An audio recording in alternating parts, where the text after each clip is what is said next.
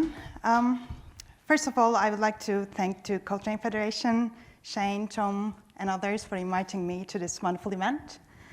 I would like to start by saying I'm feeling quite nervous standing in front of you as a fairly early career researcher from academia. However, the reason I'm here is that in the next 20 minutes, while I'm talking, 220 million people can die from vaccine hunger. And meanwhile, 330 children may die from vaccine-preventable diseases. And a big part of it is coming from the fact that we haven't yet achieved a sustainable and equitable cold chain access globally to connect these people to much needed food and vaccines. And I want to change this unacceptable status quo. And while all these issues are often perceived as problems in low-income countries, soon enough, our food resilience in this country will rely on the 5 million smallholder farmers in Africa who lack access to cold chains. But also, the pandemics are likely to happen more frequently, and our health systems will suffer if we don't ensure low-income countries have the capacity to contain outbreaks before they turn into epidemics or pandemics that could affect the whole world. And this is what we need to realize and urgently act to solve these issues around inequitable access, both to achieve food and health security and end poverty in low-income countries, but also to ensure global food and health resilience. And to do that, we need cooperation between governments, industry, yourselves, academia, and development institutions around the world. So today, globally, less than half of the food that requires refrigeration is refrigerated, and this number is particularly low in low-income countries with 20% compared to 60% in high-income countries. And as a result, we lose 526 million tons of food globally, which is 12% of the total food produced. And this food could actually feed 1 billion people. And similarly, 25% of vaccine doses are wasted globally due to failures within cold chain. And meanwhile, more than 1.5 million people globally die from vaccine-preventable diseases. And also, we have the environmental challenge. 4% of global greenhouse gas emissions are caused by cold chain technologies and lost food. And conventional cooling technologies today already account for 7% of emissions, warming the planet and contributing to their own demand. And these emissions could double by 2030 and triple by 2100. And in fact, today, existing cold chain technologies represent 1/3 of HFC emissions, and given the projected growth in demand, they will increase proportionally by 2050. And additional capacity will be needed for vaccine cold chains. So the imperative we face today is how to achieve a globally connected cold chain for a well-functioning global society in an efficient, affordable, equitable, and sustainable manner that builds resilience and delivers against the Sustainable Development Goals, but also the commitments under Paris Agreement and Kigali Amendment to Montreal Protocol simultaneously. However, there's a flaw in the business model in low-income countries. So despite this strategic role it plays in delivering key development and climate targets, in low-income countries, food cold chains are mainly owned and governed by private sector. And governments often have no relationship to them. And this approach fails to deliver against the most acute cold chain needs, such as small-scale farmers who produce majority of food. And this happens because these farmers often do not present a compelling business case for the private sector. And the broad range of social benefits from access to sustainable and resilient cold chains are typically treated as soft bin, not the core driver for provision. As an example to this, around 72% of Rwanda's cold storage capacity is used for flowers, and only 1% is used for fruits and vegetables. And as a result, almost 40% of fruits and vegetables are lost along the supply chain. And where there has been an intervention targeted towards underserved communities, they are often donor-driven, and approaches are top-down and reductionist. They typically solely focus on more production without addressing the food loss, cold storage, disregarding the actual cold chain from farm to fork, training needs, and business models to facilitate uptake. And as a result, most interventions fail, leading to inefficient allocation of resources and potentially higher financial and environmental costs in the long run. So the World Bank, for example, has founded 10 cold storage rooms in Rwanda in the last few years, and estimated that at least 96% of target farming communities do not use them. And furthermore, many donors are not fully aware of environmental impact of interventions that they are supporting and deploying low efficiency and high GWP refrigerant technologies. So governments today need to realize that cold chains are critical infrastructure like roads, railways, electric power networks. And they need to take a stakeholder role and actively invest in the development of cold chain as part of country's critical infrastructure, building partnerships with private sector and communities. Government's involvement is absolutely critical to ensure an inclusive and equitable access to sustainable cold chains, taking into account poor, disadvantaged, and marginalized farmers, but also women and youth. And this can be achieved only with active involvement of the community. And while the private sector bringing in knowledge, skills, innovative technologies, operational and managerial efficiencies. However, all these will need to be underpinned by a robust understanding of the real value and return on investment. And the benefits not only include reduced food loss, but also many others that are often not included in cost-benefit analysis. For example, reduced healthcare costs related to malnutrition, reduced mortality, improved productivity, and many others. And all these are critical to achieve our sustainable development goals. And going back to the first point, underpinning them all, we need to take a global approach to cold chain development and address the disconnect between high-income and low-income countries in terms of cold chain development and connectivity, as well as policy and regulations across technologies, food and health, and prevent beggar-thy-neighbor strategies. So it is not only the local governments of low-income countries who need to be proactive. Governments of high-income countries should also collaboratively invest in the sustainable and equitable cold chain development in these countries to achieve global food and health security and resilience, and to bring transformational change. So I'm a senior researcher at the Center for Sustainable Cooling, which is a lead co-investigator on a series multinational, multi-partner cold chain research programs across the UK, European Union, and internationally.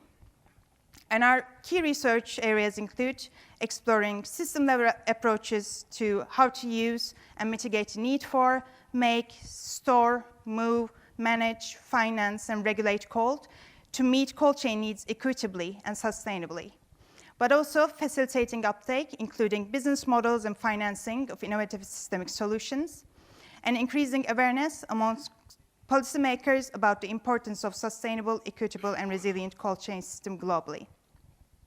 So our programs include Africa Center of Excellence for Sustainable Cooling and Cold Chain, in short ACES, the ENOUGH program, which brings together 30 partners from 12 European countries, and UK's 4-year zero-emission cold chain study, and also TICKER, which investigates energy use and emissions from transport, industrial, commercial, refrigeration sectors in the UK. And the combined value is in excess of £30 million plus industry contributions.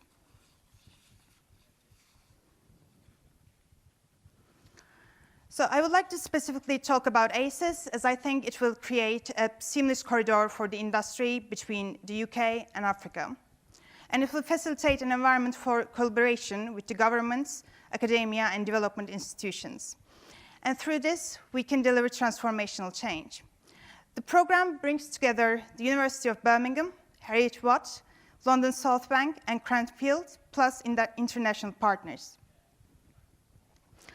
ACES is a first-of-a-kind, not-for-profit center dedicated to sustainable cooling and cold chain for food and health. And the goal is the accelerated deployment of sustainable, resilient, temperature-controlled, end-to-end connectivity from farm to fork and vaccine manufacturer to arm. It will also foster international collaborations between universities and also industry and governments. And sorry, I lost track. So the core structure of ACES is one center of excellence in Rwanda, hosted by the University of Rwanda at the Rubirizi campus in Kigali, where we undertake collaborative research, test new equipment, develop knowledge and training programs, and also business models. And then these will be complemented by spokes across the continents, where we showcase solutions in real world and also provide outreach, learning, training, and knowledge transfer and technical assistance centers to support local community uptake. And the first of these is being developed in Kenya, and further 3 planned for phase 1. And the ACES model is planned to be a flagship of a global network with 2 other centers in India. So to date, more than $25 million of seed investment has been committed by the UK and Rwandan governments and industry alongside the campus and physical infrastructure. And the Rwandan government has approved the allocation of a further 200 hectares alongside the ACES campus to create an integrated single campus and a complete logistics chain from soil to fridge. And one of the key pillars of ACES is the support for businesses to accelerate to market at scale. And these include both international companies looking to export to or build businesses in Africa, but also the local companies, and both mature and early stage businesses. And this is aligned to our goal to accelerate sustainable technologies to market. So at the Rubirizi campus, there will be a dedicated space to demonstrate technologies and solutions, and a fully equipped training center to provide the technical skills, including train-the-trainer programs. And a business hub will provide tailored incubation, training, and acceleration support for early-stage technology companies to accelerate to market and scale up their businesses. And IFC, World Bank, is already supporting technologies identified through its Tech Emerge program to be demonstrated on campus. So our support will include access to a properly managed facility in country at the campus to test and demonstrate innovative ideas and solutions, as well as capacity to demonstrate solutions in real world through spokes, independent and impartial testing and verification in support of products, providing market intelligence and knowledge and access to customers, identifying skills gaps with the market workforce, and developing relevant additions to industry and training programs.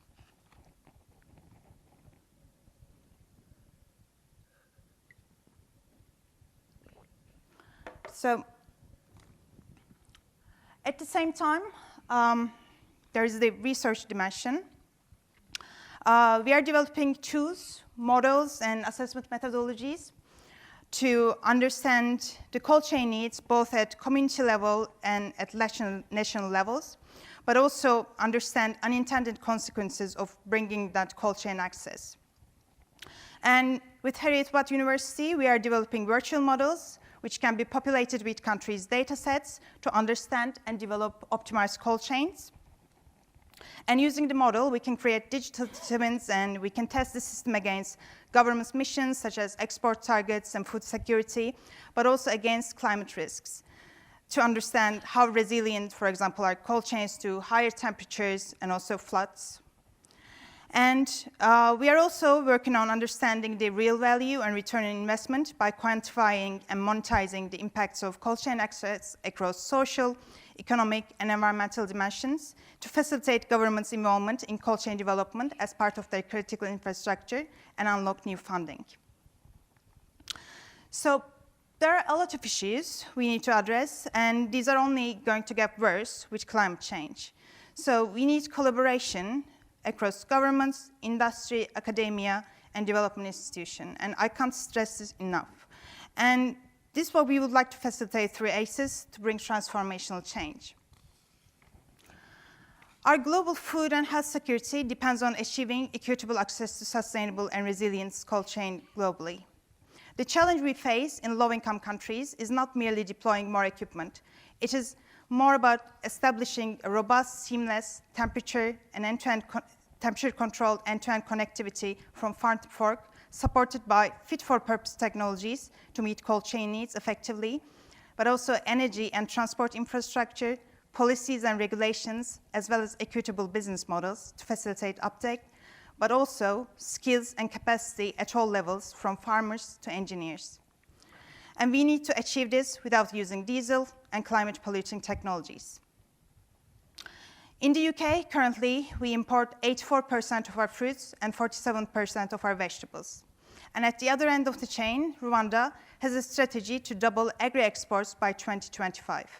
And feeding the world in 2050 will require closing the 56% gap in global food supply between what was produced in 2010 and what will be needed in 2050. And we cannot close this gap in the expense of 500 million small farmers by ramping up production and building big commercial farms. And with 60% over uncultivated arable land laying in Africa, solving the cold chain challenge in low-income countries will be essential to feeding the world's surging population.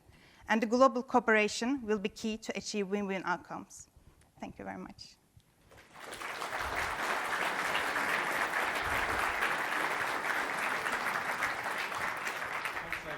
I don't know why I'm stood over here. I've got myself in a weird position. But that was fascinating. I can't understate enough how important the work you do, particularly with the ACES project, is for developing cold chains. The last point you made there was really striking around how much we rely on imports from countries like Rwanda.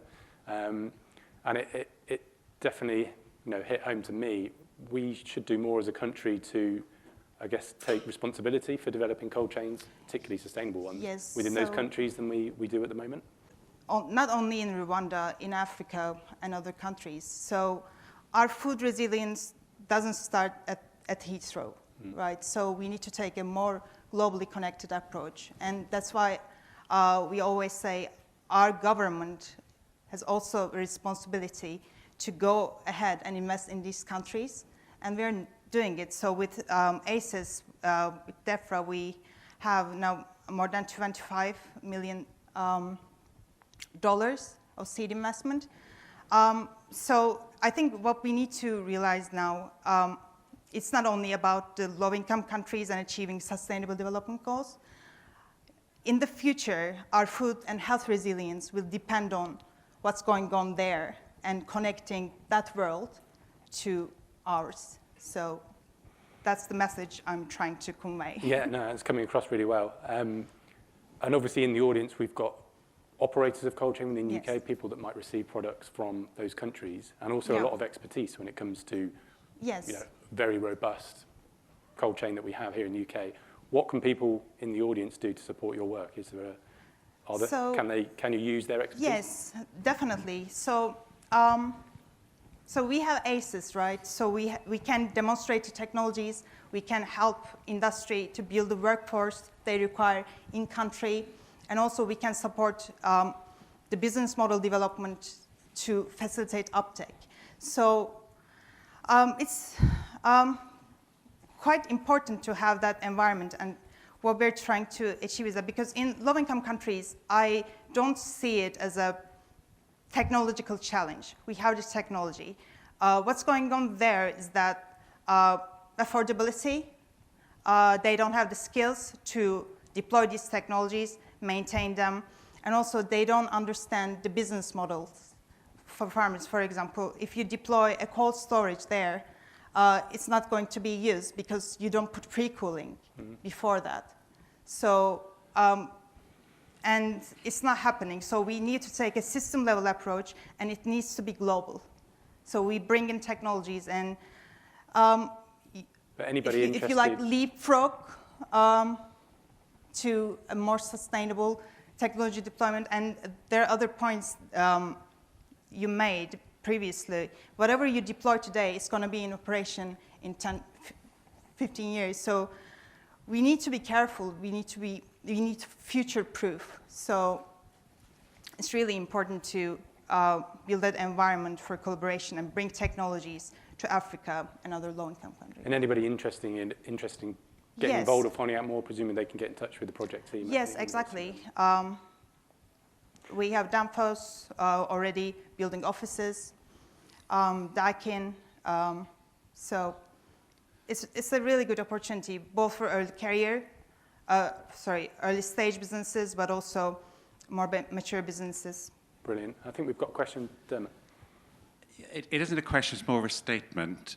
One of the projects you mentioned was the Ticker project. Yes. I'm Dermot Cutter from Star Technical Solutions, and we're involved with that project. Now, I want to bring it to relevance to this audience is there are 6 refrigeration sectors being looked at, and cold storage is one of them, and food and drink is another one of those. I've been sending out, asking people, can I go and visit your cold stores as part of surveying work for this? So if I ask you on behalf of the consortium, which is a BASE project, please let me into your cold stores because it's so important we get real factual information, because the information we get will actually eventually feed into government policy. And this is a big project. It's looking across a massive sector, and the whole purpose is net zero. So what could come out of it is what the government needs to do, and it could mean training programs, financial-led. It could even feed into climate change agreement. And there's a link there for that work that you're doing, Dermot, feeds into Leyla's work at the University of Birmingham. It is brilliant, so please give us your help. Thank you. No, thank you. I was aware of that problem as well. Yeah, thanks for bringing it back. Brilliant. I think we will leave it there for now, but Leyla, thank you so much. You're welcome. Thank you very much.